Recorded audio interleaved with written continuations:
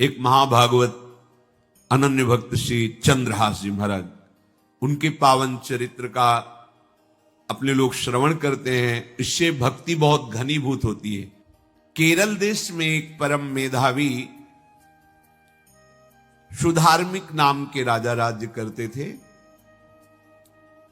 धर्म पूर्वक चलना, प्रजा का पालन करना और भगवान नाम जप करना, शास्त्र विधि से बिल्कुल कभी प्रतिकूल एक भी आचरण जीवन में नहीं किया। तो उनके यहां महाभागवत चंद्रहास जी का प्रादुर्भाव होता है। भगवान के भक्तों का जिस कुल में प्रादुर्भाव होता है, वो कुल, वो ग्राम, वो नगर, वो देश परम पूजनीय हो जाता है। ये महाभाग्यशाली मूल नक्षत्र में प्रकट हुए। लौकिक में अमंगल माना जाता है और भाव में देखो तो मूल कौन है? नक्षत्र भगवान। ऊर्ध्वमूल मधा शाखा मुसत्तम प्राहुरव्ययम। सबके मूल कौन है? श्री भगवान। किस नक्षत्र में पैदा हुए? मूल में, भगवत स्वरूप। और लोक में माना जाता है कि मूलन में पैदा हुआ है लड़का, अमंगल है, कुछ नष्ट ही होगा, संसार बड़ा विचित्र है। जैसे बालक रोता है ऐसे उनकी आवाज में निकला कृष्ण कृष्ण। बड़ा आनंद हुआ सुधार्मिक राजा को कि हमारे कोई महाभागवत पधारा है, क्योंकि ये भजन करके पूर्व जन्म में ऐसी भागवती की स्थिति प्राप्त की कि अबोध अवस्था में ही श्रीमुख से कृष्ण नाम निकल रहा है। आनंद उत्सव मनाया जा रहा है। राजा है, राजकुमार प्रकट हुआ, और दूसरी बात वो स्वयं भक्त हैं और भगवान का ऐसा भक्त जो जन्म लेते ही कृष्ण नाम उच्चारण किया। ये आनंद ज्यादा दिन टिका नहीं। रोज बधाइयां हो रही, आनंद उत्सव मनाए जा रहे। शत्रु पक्ष के राजाओं ने मिलकर कहा यही अवसर है, आक्रमण कर दिया जाए और केरलाधिपति का सब पूरा महल घेर करके कोई एक भी न बचने पावे।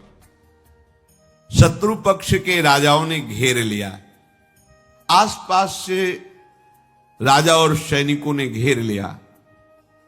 अब वो असावधान थे, आनंद में पुत्र हुआ है, बधाइयां, कोई संभावना ही नहीं थी। गुप्त रूप से शत्रु पक्ष के राजाओं ने आक्रमण करके घेर लिया।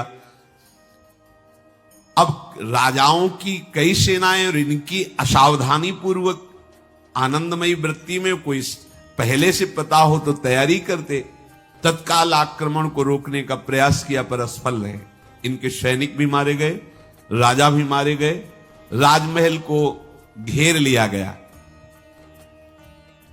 कोई भी एक भी बच के न जाने पावे। तो राजमाता जिनसे चंद्रहास जी का प्रादुर्भाव हुआ था, उन्होंने धाय मां को कहा कि मेरे पुत्र को बचाने में तुम समर्थ हो, मेरे तो प्राण नहीं बचेंगे। अगर ये लोग नहीं मारते तो मैं अपने पति के शव के साथ सती हो जाऊंगी। पहले ऐसी धार्मिक निष्ठा माताओं बहनों में होती थी कि धाय मां ने विचार किया कैसे बचा सकती हूं, आसपास तो सब सैनिक घेरे हुए हैं।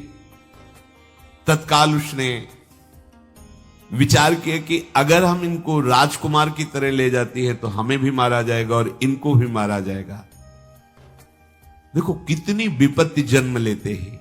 कोई प्रश्न कर सकता है कि महाभागवत जिनके घर में प्रकट हो तो वहां धन वैभव सुख संपत्ति बढ़नी चाहिए, यहां तो जन्म से ही जैसे वहां माता पधार। ये क्या है? तो श्री भगवान स्वयं कह रहे हैं यस्य तुष्टो हम पार्थ वित्तम तस्य हराम्यहम करोमि बंधु विच्छेदम सच कष्टेन जीवति। हे अर्जुन, मैं जिस पर बहुत प्रसन्न होता हूं, आप अपने ऊपर भगवान को बहुत प्रसन्न करना चाहते हैं? बहुत प्रसन्न करने में यह है, देख लो। कह रहे जिस पर मैं बहुत प्रसन्न होता हूं, सबसे पहले उसका ऐश्वर्य नष्ट करता हूं। फिर क्या करता हूं? फिर बंधु बांधवों का। फिर क्या करता हूं? असाध्य रोग उसके शरीर में। बोले महाराज जी तुम प्रसन्न हुए हो कि पूरे के पूरे नाराज हो गए हो? बोले यही मेरी प्रसन्नता है। क्या? माया का नाश। अब एकमात्र भरोसा केवल भगवान का, दूसरा कोई नहीं।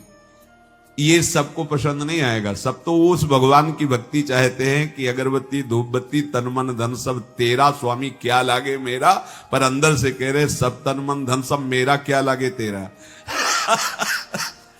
ऐसे तो चलेगी भक्ति। लेकिन कई बार सत्संग में पीछे धाम में कहा था कि भगवान को रिझाकर लोक मांगोगे तो चैन से रह लोगे, और अगर उनसे प्यार करने की बात मन में ठानी कि बस मुझे केवल आपकी आंखों में आंखों को मिला करके जीवन व्यतीत करना है, मुझे और कुछ नहीं चाहिए, तो फिर लाडले आपको दुशरिहा का कोई आश्रय रहने नहीं देंगे। ध्यान रखना, जितने दुशरिहा होंगे तो ये बर्दाश्त हो तो कदम आगे बढ़ावे। बहुत प्रसन्न हो जाओ ठाकुर हम पे तो कह रहे यस्य तुष्टो ह्रहम पार्थ वित्तम तस्य हराम में हम करोमि बंधु विच्छेदम सच कष्टेन जीवती। जितनी श्वासें रहेंगी भयंकर कष्ट में उसको व्यतीत करने के लिए दूंगा। ये दंड नहीं है, ये पुरस्कार है। अनंत जन्मों का हिसाब बराबर करके कहीं इसकी वृत्ति मेरे से हट न जाए, ऐसे घेरे में डाल के अखंड चिंतन करवा के सजयति जयति जग उच्चरे। जाको करत श्याम सहाई प्रथम वर्णो कृपा क्रम हो विषय मूल गंवाई। कुल कुटुंब बल वित्त हीनो दीन के दुखदाई। आपने को करजु लीनो आप ही अपनाई। कह रहे हैं अब मैं वर्णन करता हूं श्याम सुंदर जिस पर कृपा करते हैं उस पर कैसा बर्ताव करते हैं। बोले सबसे पहले उसके विषय भोगों का नाश कर देते हैं, फिर दूसरी कृपा कोई परिवार का कोई मित्र कोई रिश्ते नातेदार उसकी तरफ देखेगा भी नहीं। फिर ऐसा दुख प्रदान करते हैं कि केवल एक भरोसा रह जाता है, एक भरोसा एक बल एक आस विश्वास, बस नाथ आपके सिवा अब हमारा कोई नहीं। बस वहीं से जो चमत्कार प्रकट होता है, त्रिभुवन में कोई उसकी समानता नहीं कर सकता जिस पर ठाकुर की कृपा है। पर इस कृपा को हजम करने के लिए इसीलिए संत संग किया जाता है कि पहले से वो तैयार कर देते हैं। जैसे आर्मी की ट्रेनिंग होती है ना, ट्रेनिंग के बाद भी बॉर्डर में लगाया जाता है, ऐसे ही संतजन ये ट्रेनिंग देते हैं। अब जो टिके तो टिके, नहीं तो घर बैठे जाके। अगर टिक गया तो गुरु मेहरबान तो चेला पहलवान, भगवान भी परास्त नहीं कर सकते। उसमें ऐसी सामर्थ्य आ जाती है कि हर प्रभु के द्वारा दिए गए विधान को हंस करके स्वीकार कर लेता है। और ऐसा नहीं कि उसको कष्ट होता है। ये लोक भाषा में भगवान कह रहे हैं सच कष्टेन जीविता। नहीं तो जिस चिदानंद में वो सुख भोगता है वो ब्रह्मा को भी नहीं प्राप्त है जो भक्त को प्राप्त होता है। भक्त का वैभव दिव्य होता है, चिदानंद में होता है। ये तो पापियों के पास भी वैभव है, रुपया पैसा कुटुंब परिवार। भगवान के दास के पास जो वैभव होता है वो अचिंत्य है, तुम चिंतन भी नहीं कर सकते, ऐसा वैभव होता है। धाय माने सेविका का रूप तत्काल लिया, जिससे पोछा झाड़ू लगाने वाली, और कुछ दोने पत्तल डाले, उनके नीचे चंद्रहास जी को डाला, ऊपर से करके इसे माथे पे रख के निकले। सैनिकों ने पूछा इसमें क्या है, तुम उनका राजघराने के दोने पत्ते जूठे दिखा। ऐसे नीचे किया तो देखा सब ऊपर जूठन पड़ा। हाँ चल निकल जल्दी, भाग यहां से निकल। बस वो भागी, बचा ले गई।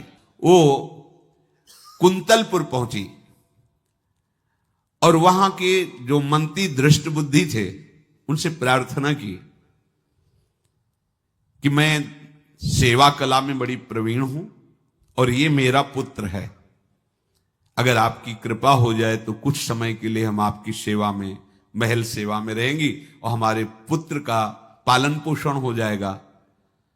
उनकी परीक्षा ली गई तो राजघराने की सेविका थी, परम प्रवीण थी, पर उन्होंने ये परिचय नहीं बताया। विधि विधान से राज्य की सेवा में प्रवीण दासी पाकर उसको अच्छा लगा, ठीक है आप रह सकती है। अभी चंद्रहास जी 3 वर्ष के ही थे कि धायमा पधार गए और ये हर समय कृष्ण कृष्ण कृष्ण कृष्ण कृष्ण नाम इनके चलता रहता था। अब जो उनका दुलार करने वाली थी धायमा, वो भी पधार गई तो कौन उनकी तरफ देखे।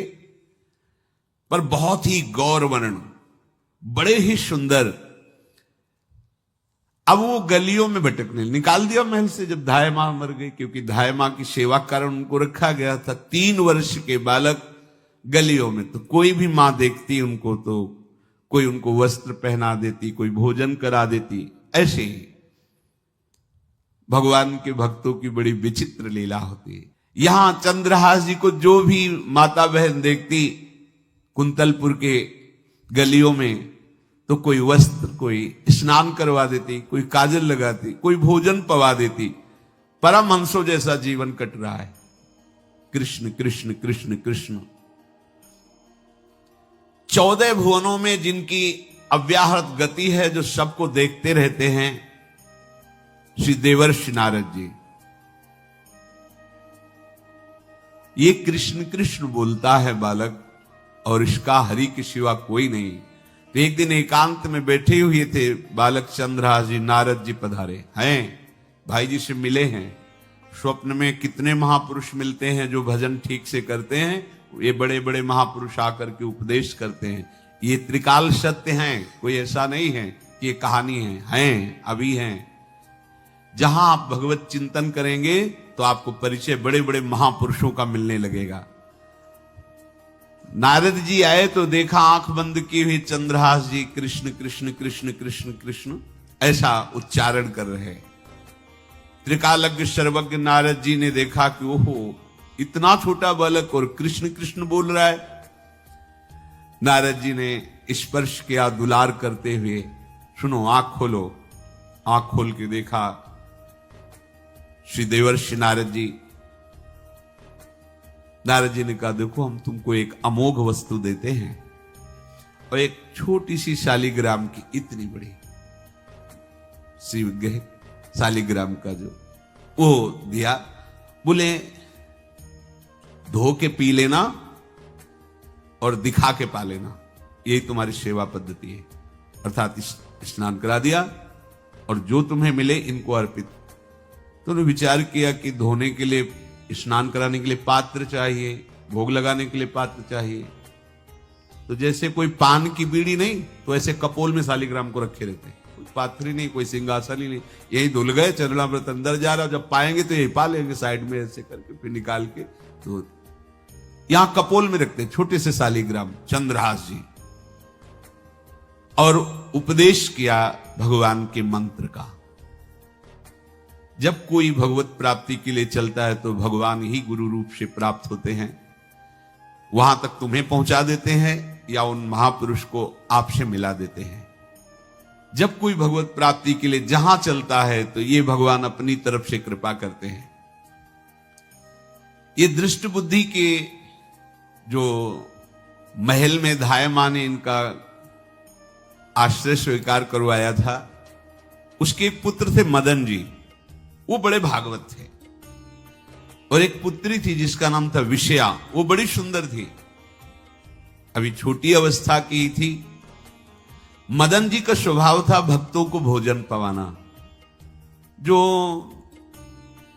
भगवत भाव के जन होते हैं उनके हृदय में ऐसा उत्साह होता रहता है कि जो वैष्णव हैं, संत जन हैं, इनको भोजन पवाने का मतलब श्री भगवान को भोजन पवाना। भक्तमाल में भी वर्णन है कि जैसे गर्भवती मां को आप कुछ भी पवाओ तो बालक की पुष्टता अपने आप होती है, ऐसे संतों के हृदय में भगवान विराजमान प्रगट रूप से हैं। जब हम संतों को भगवत भाव से भोग पवाते हैं तो साक्षात भगवान ही पाते हैं।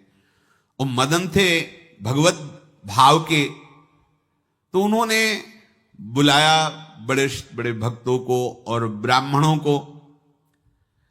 जब ब्राह्मण और भक्त पा रहे थे तो खेलते खेलते चंद्रहास जी भी वहीं चले गए और उन्होंने भी वहां प्रसाद पाया। अब बड़े बड़े ब्राह्मणों में एक ज्योतिषाचार्य थे। दृष्ट बुद्धि जी ने हाथ जोड़कर प्रणाम किया और अपने परिवार को प्रणाम करवाया और कहा, यह हमारी पुत्री है। दृष्ट बुद्धि जी ने कहा, आप इसका हाथ देकर बताइए, इसको वर कैसा मिलेगा, कैसा ऐश्वर्य होगा।